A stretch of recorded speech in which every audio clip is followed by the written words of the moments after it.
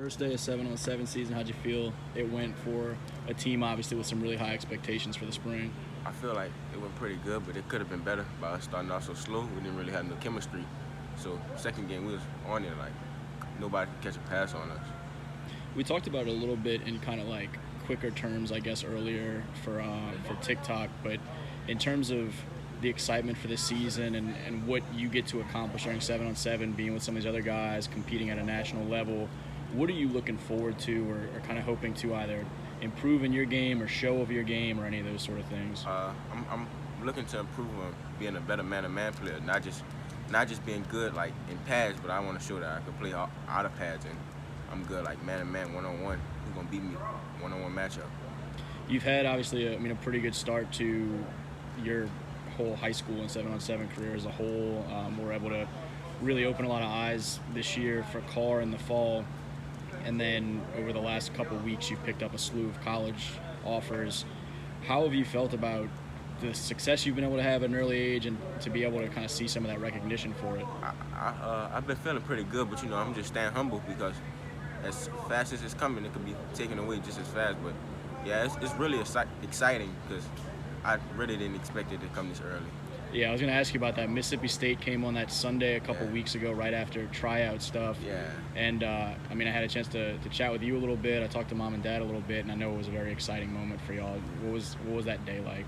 It was big because I was just playing my game and he had texted me and said I'm about to offer you, so I started screaming. I'm like I was just excited. I really didn't expect it. And then you, the rest of that week, continue to have Power 5 opportunities fall into place and end up with a great list. We talked about Florida State, Michigan State, Virginia, Tulane and Memphis have come into the fold as well. To see that it wasn't just that one offer and then you waiting to see how things were going to continue to play out, to have those options continue to come into play, what was that like over the last couple of weeks?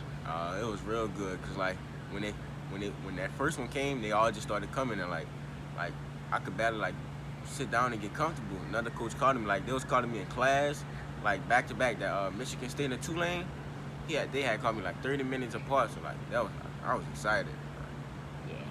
Calling you all the time, but it's certainly not an aggravating thing to ever hear from a college guy. It's not aggravating at all. When you hear from colleges and they talk about what they like of what they've seen from you, what have been some of those conversations early on? They were just like, they like my confidence and how I'm a cocky DB. Like I don't back down from nobody. Like I just go at it with anybody. Number one receiver, whoever, just line it up. Where does that come from? Do you remember kind of the earliest moment where you had that sort of a swagger? Because it's something that guys ahead of you at Karr and with the Bootleggers have certainly had and kind of pass along, but you've had that pretty early on for you too. Do you remember when that you kind of started carrying yourself with that? I really started carrying it after the first week because like it was a big target. I was going against a Texas commit, so like me going against him, I'm feeling like if I lock him up, then I feel like I'm that dude. So after I locked him up, I felt good. Then we played Baton Rouge Catholic, and they got like the #1 receiver in my class, Shelton. Yeah, like I'm going at it with him. So like after that, I'm like, nobody could catch a ball on me now. So yeah. Closing out the high school season, you guys fall short, which is not something that y'all had been used to. There'd been some Karr teams in the past that had that kind of sting, but the young guys, it was the first time you experienced that. In the wake of that, what were some of those conversations like of how to shake back, refocus, and get back on the right side of that final game moving forward? Well, we really left it in the past, but like we know now we got that target on our back that people think they're gonna be able to beat us, but like I don't think nobody gonna be able to beat us by us being Karr and us just being physical and so fast and tempo, and we keep that brotherhood, so that's gonna take us a long way too. Do you head into this offseason yet feeling like a leader in that program, or are you still able to kind of do your thing as a young guy? You do feel like after this past year you kind of have to step into it? Yeah, I feel like I'm a leader in the system now. I'm going to have to step up big time.